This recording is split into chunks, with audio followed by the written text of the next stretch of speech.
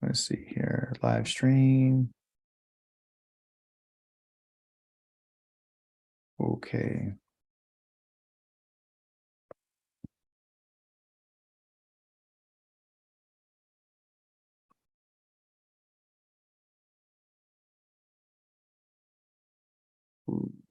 Mm. All right.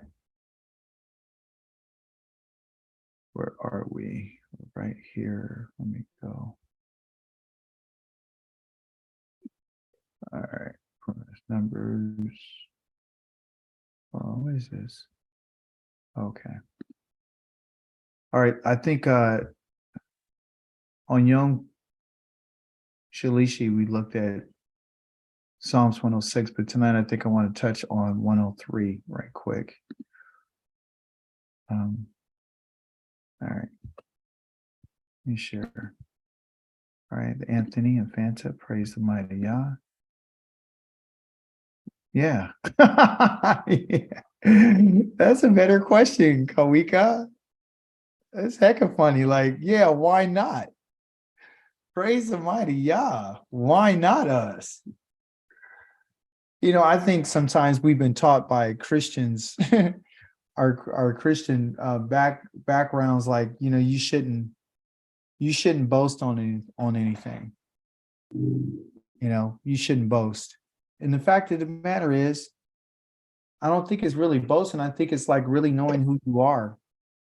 It's like if we accept who we are, maybe we would live within that. We can operate within that where we're not really trying to change anything. You know what I'm saying? Like it is what it is. You can't help it that you have this desire to want to do right. You know what I mean? It's like we think that everything is, well, we used to think that, some type of way magically something was going to happen for us.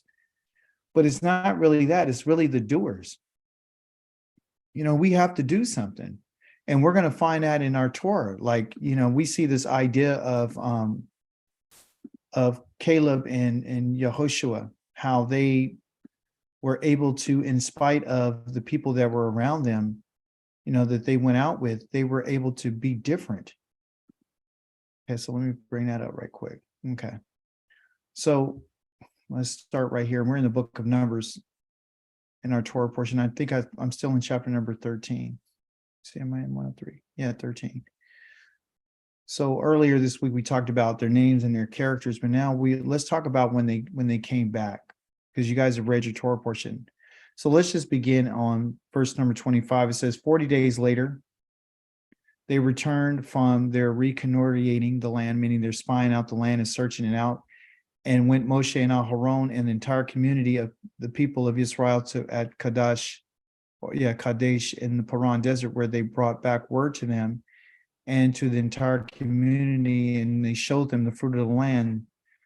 This place, which you would call Eshkol, is a place of, let me see here. Let's out real quick. Where is it at? Oh, it's not on here. Okay. Oh, here it is. This place called Eshkol, everyone, has to do with a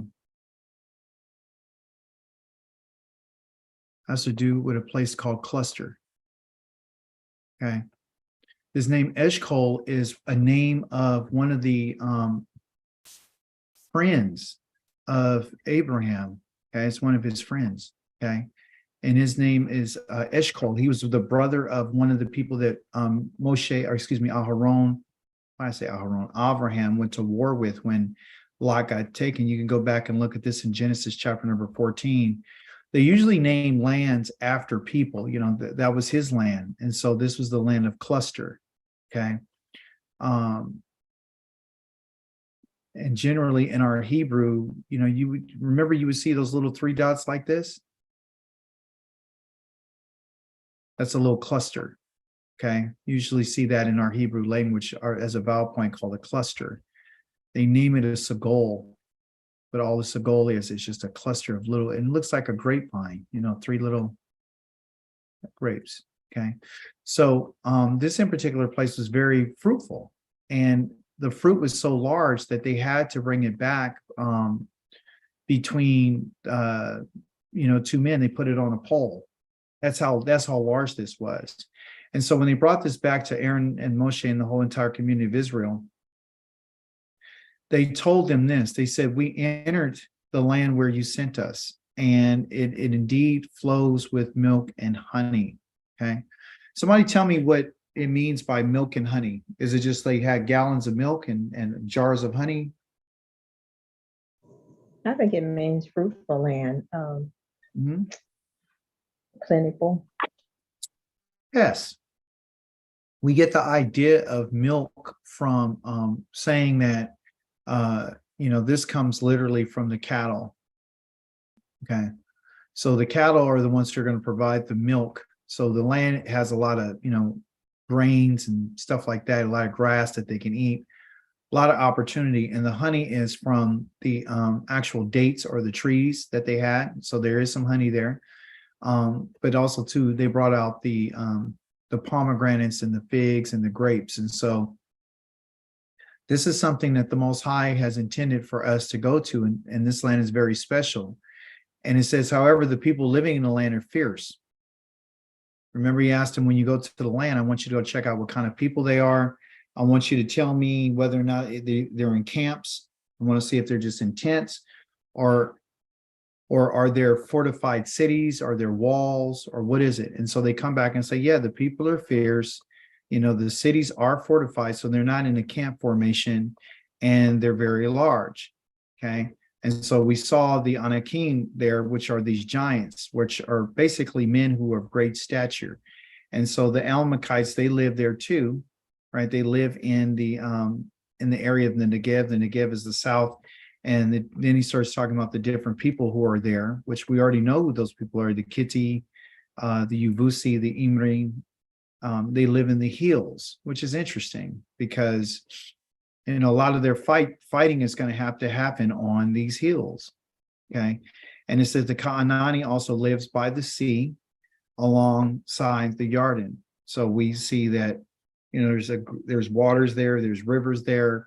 And so Caleb, he silenced the people, this one with the like-minded or the like heart of, of a dog, was very protective. He silenced the people. And this is, pretty much, a lot of people think that him and Joshua were very young, right? They think that they were the youngest of all the group because he said 20 years and up, and then he mentions Caleb and Joshua, which is true. I think they were around, they were young men. And so these two young men are coming back, and they're saying they silenced the people around Moshe. Okay. Interesting is the people around Moshe that he silenced. Okay, it's not all the people, it's not the 2.5 million, it's just the people around Moshe.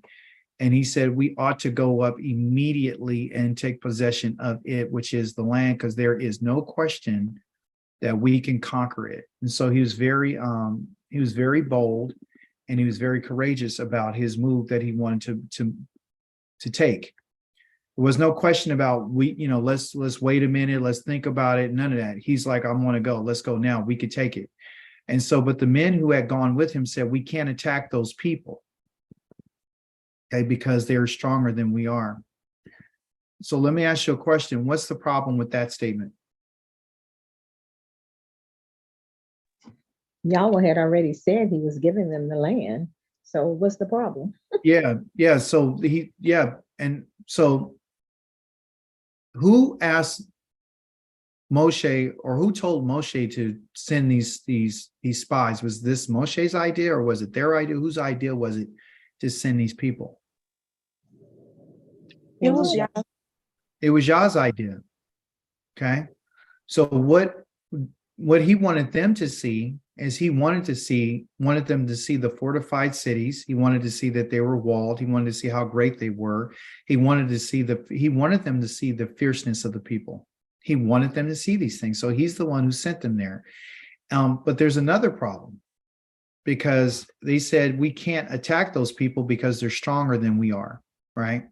So what do you remember about someone being stronger than we are and people? and so far in our all of our studies, not just the book of Numbers, but where do we have an instance? We touched on a little bit on Yom Shalishi, where the Most High, they were right at the, listen, praise the mighty Yah. In Psalms 106, he talked about the Red Sea, the Sea of Suf. Remember, this is a big deal. Okay. So why did he mention the Red Sea?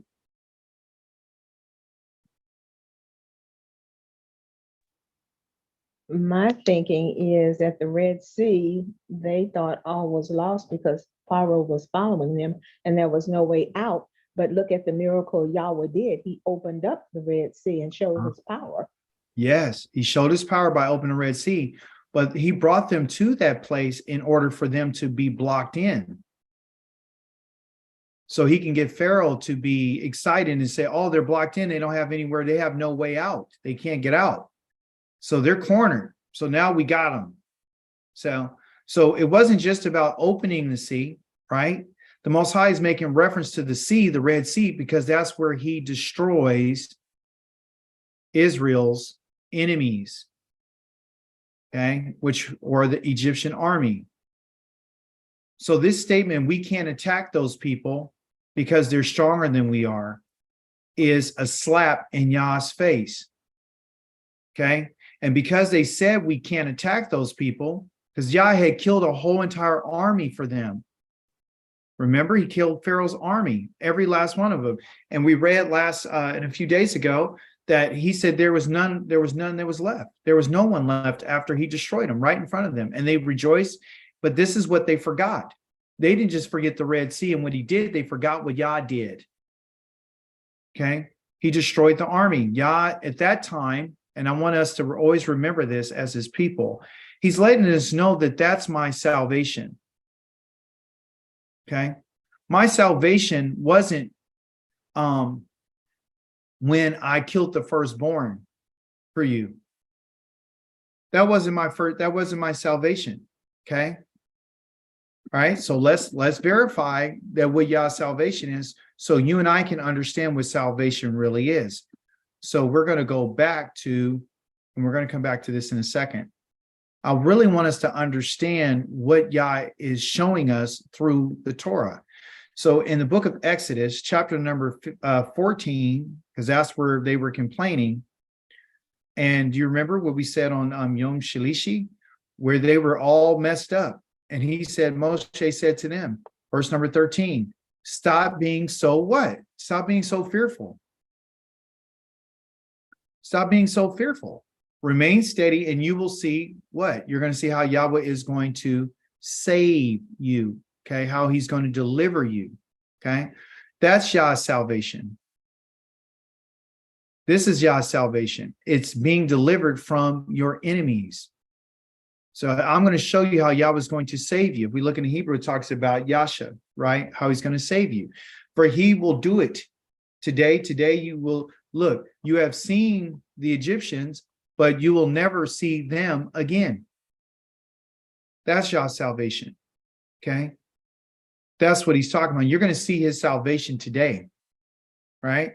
So when we go back, now that we know that that's the salvation, it's not him just killing the firstborn.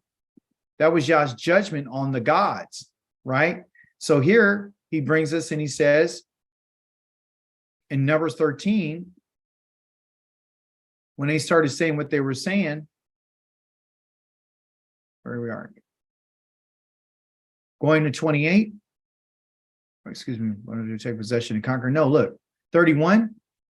But the men who had gone with him said this: we can't attack those people because they're stronger than we are. They're fearful. And they spread a negative report. Okay. They spread a negative report about what? About the land.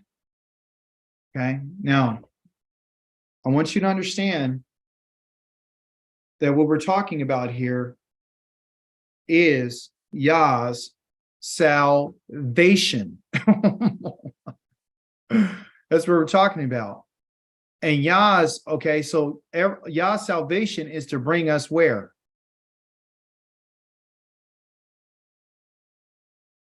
I'm going to bring you to the land. That's where I'm going to bring you. Okay. However, if you have anything negative to say about this, then you're not going to the land.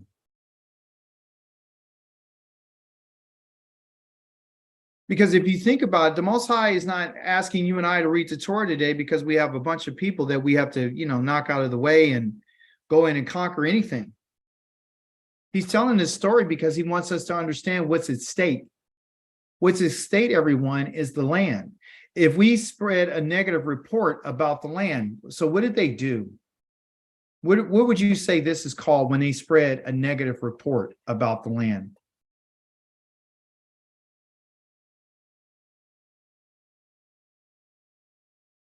How were they spreading a negative report? Go ahead.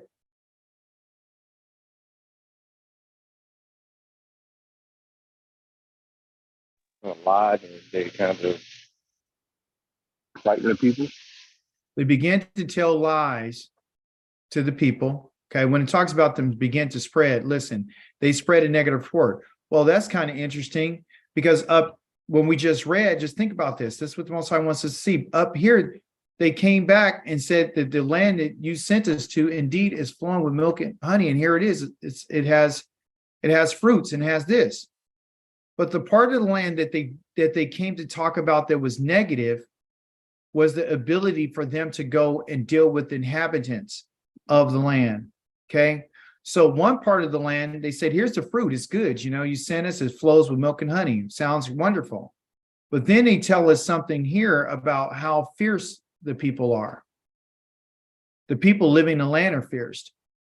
Okay. And what they're saying is that the people, okay, are greater and more fiercer, and they're stronger than themselves. And also, really, what they're really saying is that the people, that the inhabitants of this land, can actually stop Yah. They can stop Yah, because if they can stop us, they can stop him. So what they've done is they went and they started spreading a negative report about the land. So let's look at it in Hebrew right quick, and that's in verse number 32. Let me see here. Okay, let me see. All right. So yeah. All right. So this right here is to go out. Okay. So what this means, everyone, picture this in your mind. There's 12 of them that went out. 2 of them are Joshua and Caleb out of the 12. 10 of them are sitting around and they're right. So not all of them are talking. Okay. So whoever's talking is saying what they can't do. Then the other ones, some out of the 10 go into the crowd and they started saying a bad report. What they went to do is they started defaming Yah. That's what they were doing. They were defaming the Most High and they were discouraging the people. So discouragement is a bad thing when we're talking about when we're talking about Yah and what he can do and what his people can do, or what his intention is for his people. So what they've done is, instead of directly talking about the Most High, because what people do is, instead of talking directly against the Most High, because they know that's a bad thing, what they did is they decided to go and start talking about the land and what they couldn't do in the land. You see, they're the witnesses. They're the ones who went to go spy out the land. Okay. And so what they did is they came back and they started talking to the people about it. Okay. And as they began to talk to the people about it, they began spreading these lies about the land. And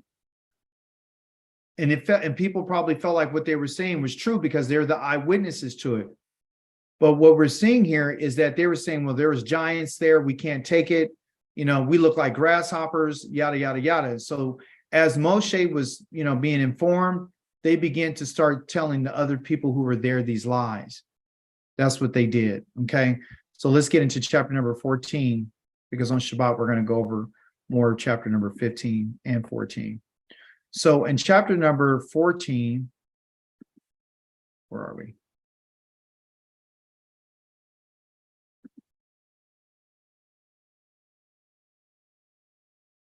At this, all of the sons of Israel, including their daughters, the people cried out in dismay and they wept all night long. Sounds familiar. Just like when they were asking for food and crying, and just now they're back on crybaby mode. And moreover, the people of Israel began grumbling against Moshe and Aharon, and the whole community told them, we wish we had died in the land of Egypt. This is not the first time. We saw this in chapter number 17 as well, and we saw it in chapter number 14 of Exodus. This is a theme that they keep saying, that we wish that we would have died in Egypt. Okay, or we would have died here in this wilderness. Remember, you're going to kill us with thirst. We might as well died in Egypt. He said, why is Yahweh bringing us into this land where we will die by the sword? Or our wives or our little ones will be taken as booty, as a spoil. Wouldn't it have been better for us to return to Egypt? So each one of them said to each other, no, they actually had a brother. They said to their brothers, what they said is, appoint a leader. Let's appoint a leader and return to Egypt. So they wanted to get rid of Moshe and Aharon. And Moshe and Aharon, they fell on their faces before the entire community of the people of Israel. And they didn't say a word. Then Yehoshua, the son of Nun, and Caleb, the son of Yefuneh, from the detachment that had reconnoitered the land, tore their clothes. And listen what they said. And they said to the whole community of Israel, the land we passed through in order to spy out is an outstanding good land, meaning that it is Tov Ma'od.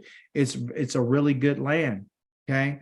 And if Yahweh is pleased with us, he will bring us into this land and give it to us, a land flowing with milk and honey. And they said, just don't rebel. Don't rebel against Yahweh, and don't be afraid of the people living in the land. We'll eat them up. So these two young men had courage. When everyone else is being discouraged, they have courage. And their defense has been taken away from them, and Yahweh is with us. Don't be afraid of them. Okay? And so as they were talking, right, the whole community were saying that they should be stoned to death. All of Israel wanted to kill these two young men because of what they said about don't be afraid.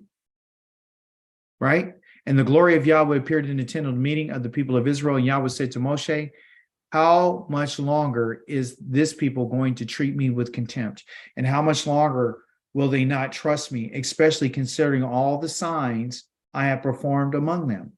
He says, I'm going to strike them with sickness, which is a plague, and I'm going to destroy them and make from you a nation greater and stronger than they are. As you can see, the Most High is letting Moshe know that I don't need the children of Israel. I don't need them. I can take one person, okay, and I can change this outcome, okay? But Moshe replied to Yahweh, which is interesting, which I found that he's talking about his character. He says, when the Egyptians hear about this, okay, and they will. So let me ask you a question. Who is going to tell the Egyptians about this? If Yah kills everybody, who's going to tell the Egyptians? Who do you think is going to tell the Egyptians that Yah killed everybody? If Yahweh killed all Israel and people out there in the wilderness, who's going to tell? Who's going to tell the Egyptians? There's always going to be one witness.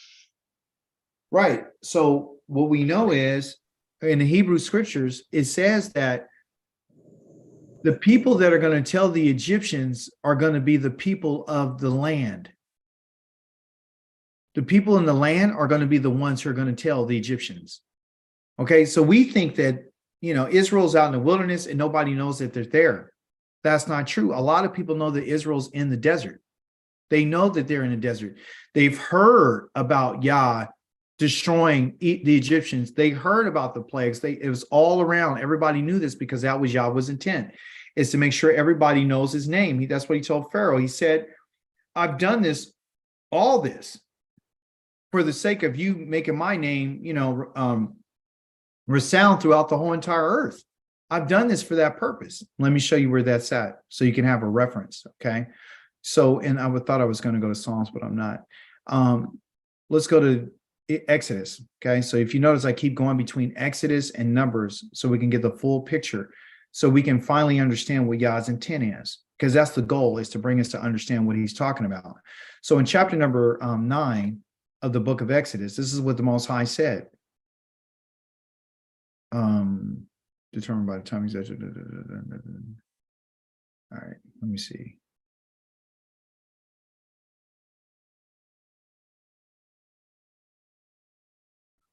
All right, here it is. Let's start in verse number 13. Yahweh said to Moshe, get up early in the morning, stand before Pharaoh, and say to him, here is what Yahweh says. Not let my people go. That's a mistranslation. It's actually send my people. It's Shalach. Send my people away so that they can come, so they can worship me. That's the purpose. Okay. And for this time, I will inflict my plagues on you yourself and your officials and your people, so that you will realize that I am without equal in all the earth. Okay. But now, or excuse me, by now, I could have stretched out my hand and struck you and your people with such severe plagues that you would have been wiped off the earth. But it is for this very reason that I've kept you alive, to show you my power, and so that my name may resound throughout the whole earth. Okay. And he said, since you're still setting yourself against my people and sending them away, tomorrow about this time, I will cause a hailstorm so heavy that Egypt has nothing like it from the day that it was found until now. So I wanted to bring that to you so you can see Yah's intent. Okay, so Yah has a purpose behind everything he does. Yah's not just making moves to make moves. The moves are chess moves. They're not arbitrary moves. Yah has an intent behind everything. He has reason and purpose. So the very reason why he didn't destroy Pharaoh was simply because he had an intent for him to say his name, or to make sure that everybody around him in the world knew his name. He could have wiped him off the face of the earth. So the Most High is letting us know that I could have wiped Israel off the face of the map and off the earth, and I could start over with Moshe. But I know that when the Egyptians in verse number 13 will hear about this is Moshe's telling the Most High, because it was from among them that you, by your strength, have brought these people out. They will tell the people living in this land that they have heard that you, Yahweh, are with this people, and that you, Yahweh, are seen face to face, which is not really what it says. It actually talks about eye to eye, that your cloud stands over them. So let me explain that. In verse number 14, it's not talking about face to face with the Most High. What it's talking about is that they actually saw his cloud, and he was able to, he was always having an eye on them. He was watching them, and they were watching the cloud. Okay. So here it is. It says, let me see.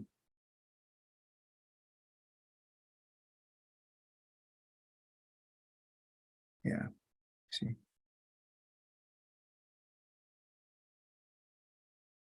You've heard it. Okay. Yahweh is among his people in Hazeh Asher Ayin. Listen.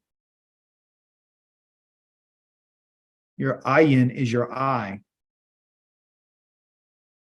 Eye to eye, or eye with eye, or eye upon eye, meaning that he's seeing them, that Yah is seen. He has been seen. You have been seen. Yah has been seen through the cloud that's standing over above them. Okay. And the pillar of fire that is above them. So that's how they were able to be around the Most High. Okay. So that's what he's saying there.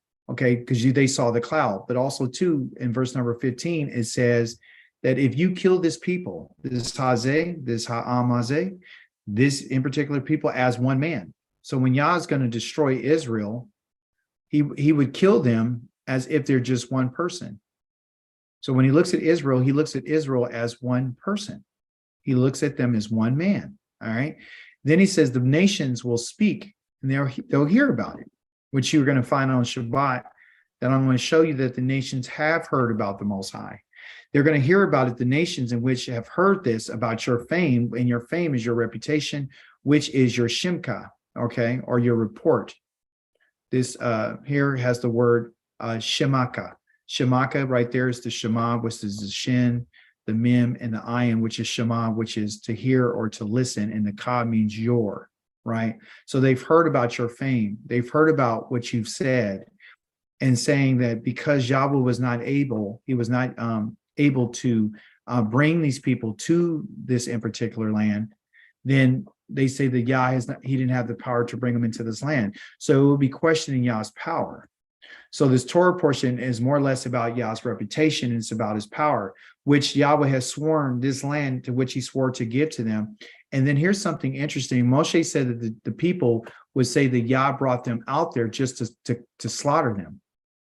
That's the reason why he brought them in the wilderness, is to slaughter them. And the reason why he brought them out in the wilderness is because he was to slaughter them was because he wasn't able. Yah didn't have the ability to bring them into the land that he swore to them, which if he swore something to them, that's based upon his name. And his name is his reputation. So this is the reason why Yah has revealed his name to Pharaoh. This is the reason why he's revealed his name to the children of Israel. This is the reason why he's revealed his name to you and I. Because everything that we're talking about is about Yah's reputation. It's about his name. And so often people don't want to call him by his name. They refuse to call him by his name, okay? So Moshe says, Atab is Yigdol na. Let your power be great right now, right? You're great. And he understood this. He said, now, be great. Please now be great, master. You're my great master as you have spoken. Okay. So he's telling him, just as you have said, and I'll read it in the English just for the sake of time. He tells him, he says, where are we at? He says, where we are. Okay. So verse number 17. So now, please, let my master's power be great as when you said, Yahweh is slow to anger. He's rich in grace. He's forgiving offenses and crimes. That's what Yah does. He forgives offenses and crimes, yet not exonerating the guilty, but causing the negative effects of the parents' offenses to be experienced by their children, even to the third and fourth generations. So the question is where was this said? When did the Most High say this? You guys remember? When he told us his name. Oh, Was boy. that in Deuteronomy? Yes, it's actually in Exodus. Dr. Yared nailed it because he said it was when he revealed his name, which is true. And you can find this in Exodus. So we're still in that same book, where we're going to go to chapter number 34, so we can understand why Moshe just said what he said. Moshe just said what he said, everyone, is because without us understanding Yah's name, we would never have received any mercy. Without Yah revealing his name, then we would never, we would never have our sins forgiven. Listen to what he said. Again, Yah is telling Moshe to be ready by morning. He's always dealing with Moshe in the morning. Go to Pharaoh in the morning. Be ready in the morning. Bring the offering in the morning. So in the morning, you are to ascend to Mount Sinai. Somebody tell me before we go any further, why the morning? Why not at night? You're clean after the evening. Oh boy, somebody's going heavy tonight. He said, because you become it's a new day, and in the morning is the Yom, and the Yom is known as Or, and Or, forgive my writing, Or, O-R-E, is what? Light. It's light. So the Most High is saying this is the new day. This is in the light. As Dr. Yared said, it's a time of you've already gone through some uncleanness. So if you did, it's gone. And he said, I need you to ascend to Mount Sinai and present yourself to me on the top of the mountain. Okay. That's where I want you to go. You got to ascend. Remember last week, our Torah portion is about ascending. So the Most High is, listen, he's telling us, everybody's going to have to ascend. You're going to have to ascend. If you want to hear anything from me, it's not going to be when you're down low. You got to ascend. So when we're reading these words that he's giving to Moshe, Moshe ascended. So all the words that we have are if he went to up on the mountain to go get it, we know that the words must be high and they have to be lifted up. Okay, so no one is to come up with you. No one is to be seen anywhere in the mountain. Don't even let the flocks of the herds feed in front of the mountain. I don't want nobody around. So Moshe cut the 2 stones like at first, and then he got up early in the morning, and with 2 stone tablets in his hand, he ascended on Mount Sinai, as Yahweh had ordered him to do. Okay, so he's following the command. Verse number 5. Look what Yah does. Yah descends. He yared, like Dr. Yared, he descended. He yared in the cloud and stood with him there and pronounced the name of Yahweh. Now, we just read that Moshe regurgitates this same phrase, except for Most High's name. He said, remember what you said? This is what Yahweh said to him. He proclaimed his name, Yohe-Wahe, Yohe-Wahe. Is Elohim, he's merciful. Amka said, he's compassionate. That means I love you. I'll embrace you. I'm slow to anger. That's why you can tempt me and I won't kill you instantly. I'll let you, I'm very patient. I'm slow. That slow right there means not just slow, but Yah is long with anger. So he'll let something go a long time before he would do something. The name of this word right here in Hebrew is called erek. Okay, erek. And erek means to be long. Okay. And so he says he's long, he's erek apika, meaning his long to, don't make sense in Hebrew because it say a long to be long to nose, long nose. But when you talk about anger, you talk about someone's nostrils flaring. So Yah is long when it comes to being angry. He'll let something go for a long time before he takes any action. It also says he's rich in grace and truth, and he's showing grace to the 1,000th generation into forgiving offenses and crimes and sins. Yet he's not going to exonerate, meaning I'm not going to let be innocent the guilty, but I'm going to cause the negative effects of the parents' offenses to be experienced by their children and their grandchildren, even to the 3rd and 4th generations. Okay. So with that, Moshe reminds the Most High about this is what you said about your name. So what he's doing is he's being smart and he's saying, hey, you said you're going to kill everybody, but you just told me that you are merciful and compassionate and you're very long suffering. And, you're not going to exonerate, but I'm not asking you to let the guilty go free.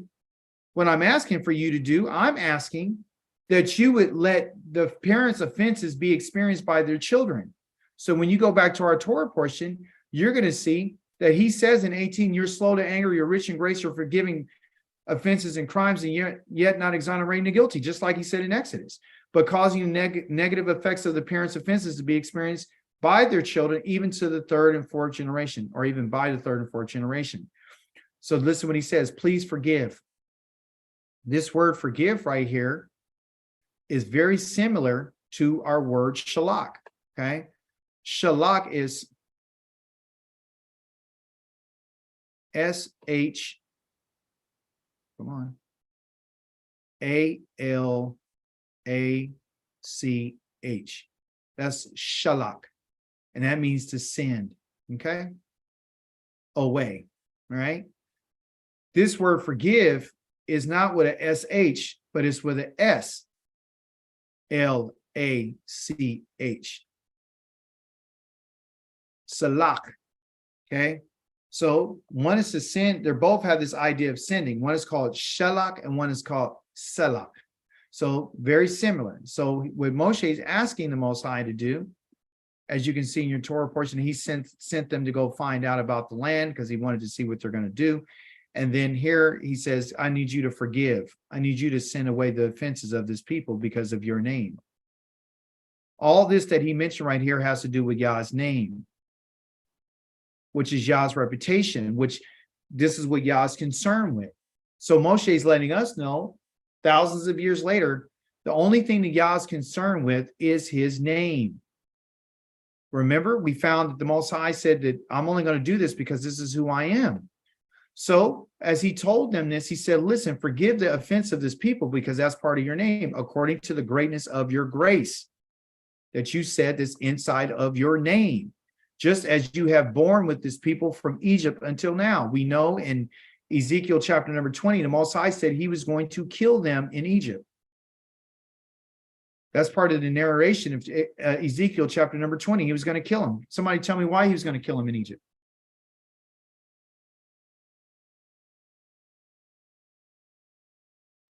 Grumbling, moaning, complaining, wanting to stay. Yes. And he told them to get rid of something. What did they not get rid of that he told them to get rid of? Their idols. I want you to get rid of your idols, but they refused to. The Most High said I was going to kill them there, but I didn't, because the Egyptians would have been, I revealed my power. So if I'm revealing my power, it was based upon my name. Everything is based upon my name. If I were to kill them in Egypt, they would have said I didn't have the power to bring them out of Egypt. When I bring them in the desert, they would have said I didn't have the power to bring them out of the desert. So everything, everyone, is talking about Yah's name. So listen when he says, Yahweh answered, I have forgiven, as you have said, as you have asked, excuse me. You've asked me to do this? I have. Because my name, there is forgiveness in my name, because I am forgiving. I'll forgive offenses and crimes. But then here's the whole part that's scares me. Okay, I was going to save it for Shabbat, but I don't know if I'm going to be here for Shabbat, right? So I got to take advantage of the time that I do have. Yah says this, but as sure or surely as I live, that the whole earth is filled with the glory of Yahweh. None of the people who saw my glory and signs I did in Egypt and in the desert, yet tested me these 10 times and did not listen to my voice, will see the land that I swore to their ancestors. None of those who treated me with contempt will see it. Now, in the Hebrew, it says something a lot stronger. Okay, there is no comma after the whole earth is going to be filled with the glory of Yahweh. It's just a period. So the real statement is this: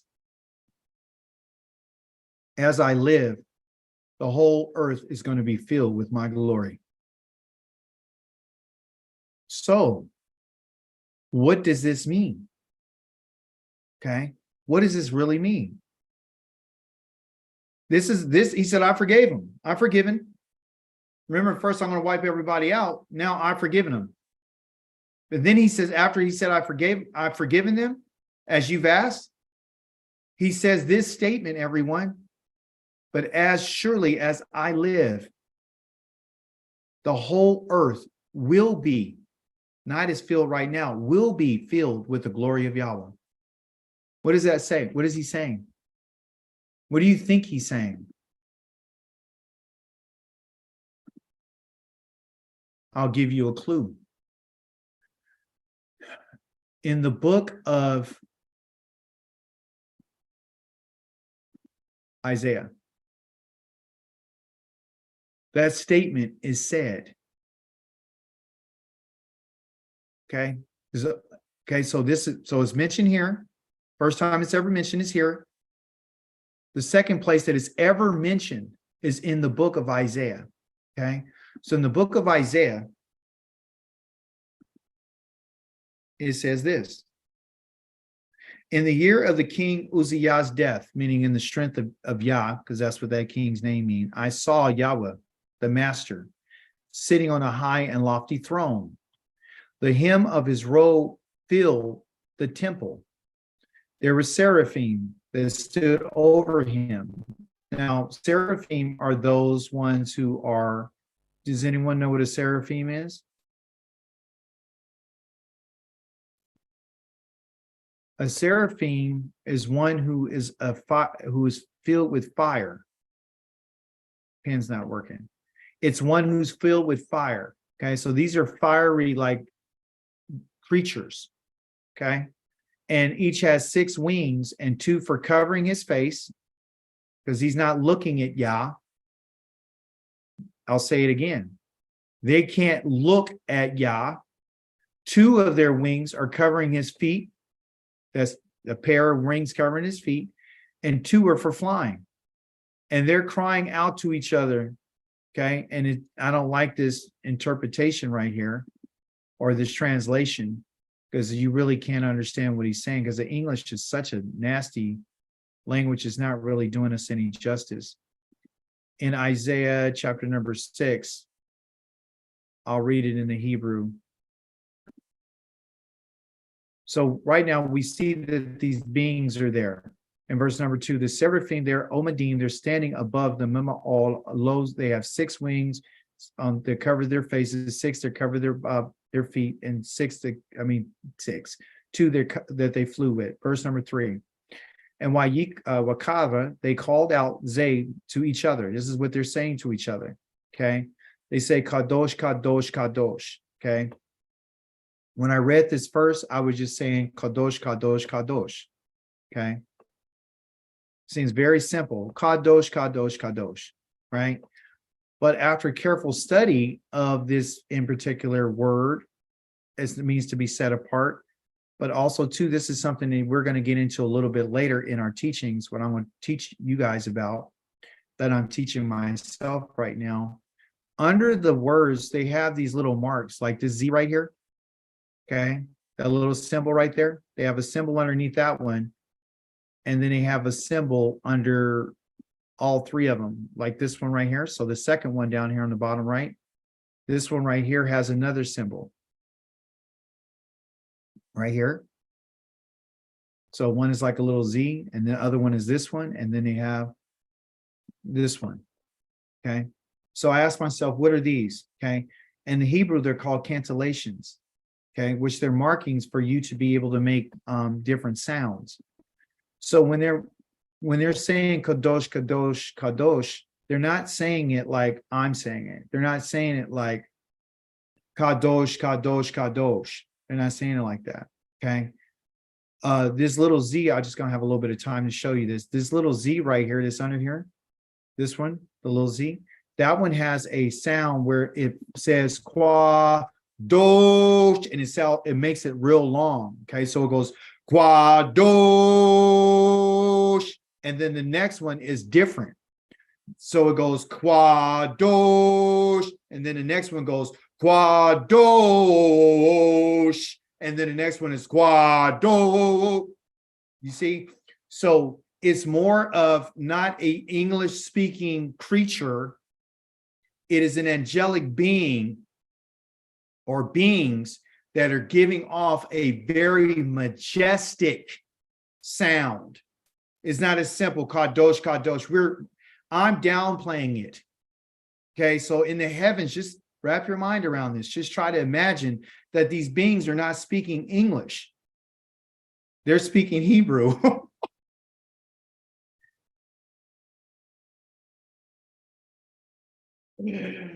And when they're speaking and they're reverberating this Kadosh, it's with power. And this is all they're saying. They're not saying nothing else. They're just saying Kadosh, right? Kadosh. And the next one is Kadosh. That's what they're saying from the sounds in the cantillation, because back in the day, this is not Jewish. This is what the Hebrew people used to do when they were up singing the Psalms to the Most High. And when the Levites were singing songs, they had different sounds.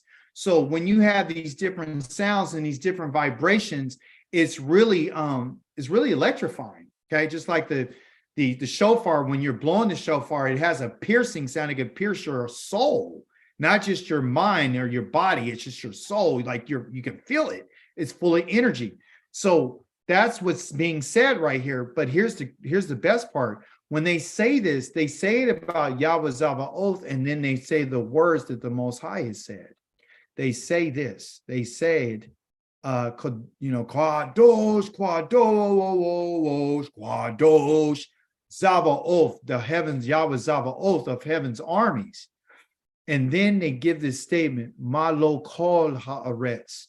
Okay. which is the statement that the Most High said, which is all the earth is going to be full of the glory of Yahweh. The whole entire earth is going to be filled with the glory of Yahweh. Okay. What does that look like?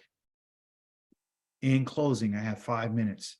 The Most High tells us in the book of Isaiah in several places. Okay. I don't have the one, I think it's in 40, but I'm gonna go to 66 because 66 really tells you where it's at to show the glory of Yah. Before Yah comes, okay, or when he does come, excuse me, I gotta find that. He can't say that. He won't let me just say it. I have to actually show it to you. Because he wants us to know that his intention is to feel what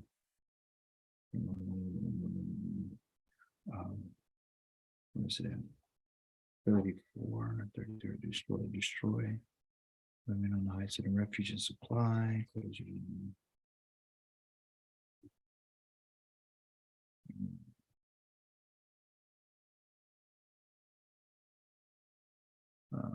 Oh, okay. Here you go. It is in chapter number 40. Praise the mighty Yah. So let's see. Isaiah chapter 40.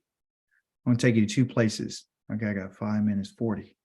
So 40 says this: comfort and keep comforting my people, says your Elohim. Tell Yerushalayim to take heart and proclaim to her that she has completed her time of service, that her guilt has been paid off, and that she has received at the hand of Yahweh double for her sins. And he says, a voice cries out, clear a road through the desert for Yahweh. So Yahweh's coming. Level a highway in the Arava for Elohim. Let every valley be filled in. So how's the valleys are places where, you know, it's like a empty space. So he says, let every valley be filled in, right? And let every mountain and hill be lowered. So every valley that was, you know, a valley is going to be filled in. And every mountain that was high and every hill, they're going to go down in this place. And the bumpy places made level and the crags become a plain, meaning everything is going to fall. And then the glory of Yahweh will be revealed. The glory of Yahweh will be revealed. All humankind together will see it, for the voice or the mouth of Yahweh has spoken. You see that? So his intention is to show. That's the reason why he said to Moshe, after he made the declaration, I forgive him, but the whole earth is going to be filled with my glory. So in connection to all the earth being filled with this glory, valleys have to be filled, hills have to fall, okay? And then he says, a voice says, proclaim. And I answer, what should I proclaim? All humanity is merely grass, and all of his kindness like wildflowers. And the grass dries up and the flower fades and the wind of Yahweh blows over it. Surely the people are grass, meaning they're not going to last forever. So the grass dries up, meaning human life goes away. The beauty in the flower fades away. So that's going to fade away. But the word of our Elohim will stand forever. And so he goes on to talk about that. Now, when that glory comes, is going to come in a way that's surrounded by something. Okay. Is surrounded by fire. Okay. The glory of Yahweh is coming in fire. Okay. So he tells us again in Isaiah chapter number 66, and we'll begin in verse number 15. He says, 15. Oh, look. Okay. Look, Yahweh will come. He's coming in fire. His chariots will be like the whirlwind to render his anger furiously, his rebuke with a blazing fire. And again, if all humanity is going to see the glory of Yahweh, for Yahweh will judge all humanity with what? With fire and with the sword, and those slain by Yahweh will be many. You see, and then he goes on to talk about that. because the goal is to get everybody to understand and to know his name. So the purpose of Israel's existence is, as we've learned in Jeremiah chapter number 13, is for us to be the people who would build up his name. So he's using us to build up his name. And as a result of that, he sent us to all the nations on the earth. So when he comes and gets us and gathers us, like he did in Mizraim, he's saying they're not going to talk about Mizraim anymore. They're never going to mention Mizraim ever again after he does what he's going to do to for us. Okay. So when we look at our Torah portion, we should understand that the Most High's intention is to fill the whole entire world with his glory. And it has to be for the purpose of what Israel did to him. Okay. So here's the thing. In our Torah portion, the Most High tells Moshe, in closing, he tells him, and we have to be very careful when we're looking at this. He tells him, all right, in chapter number 14, if I'm not mistaken, that I'm forgiving him. Okay. And I'm going to do this so I don't have to destroy him in front of all the people, right? But he says this, face-to-face cloud, blah, blah, blah, blah, blah, from rich and grace. Yeah, 21. But as surely as I live, the whole earth is going to be filled with the glory of Yahweh. And then he gives none of the people who saw my glory and the signs that I did in Egypt and in the desert, yet tested me these 10 times, did not listen to my voice, they will never see the land that I swore to their ancestors. None of those who treated me with contempt. And then he goes on to talk about Caleb, and we're going to start right there because I'm going to deal with Caleb on Shabbat. So in closing, it doesn't say that they're just not going to enter in. What it is the Most High says that I'm going to disinherit those people. Okay. Because of what they said about the land and what they said about, because what they're really doing is they're talking about me, because the land that I went, I swore this land, this is my land. So this is what's going to happen. I'm going to disinherit these people. Okay. So you see that the Most High does forgive. He does. But you're not going to be forgiven without consequences. You see? So the children of those people, and when he makes this declaration, which we're going to talk about more on Shabbat, he says, guess what? He was so mad, everyone, by him sparing the children is only for the sake of his reputation. And it's because of what the children of Israel said against him. He only spared. Remember what he just told Moshe. I will wipe them off as one person, one man. That includes their children and their wives. See? But because they proclaim with their mouths that Yah brought us out here, and what our wives and our children are going to be nothing but spoiled, Yah had made their children and their wives spoiled to him. So he's the one who said, based upon your words that you spoke, I'm going to let that be your punishment. So whatever you said it was going to happen. He didn't kill any of the women. He killed all the men of the age of 20 and up, the men of war. And he let their bodies drop dead. The men who spoke against him and brought that report and started spreading those lies among the people, they dropped dead. They got hit with the plague right instantaneously. You see? And then it's going to continue to go on. So the Most High's intent is to protect his name. That's what you should be able to see. So we'll talk more about this on Shabbat. Any questions, contributions?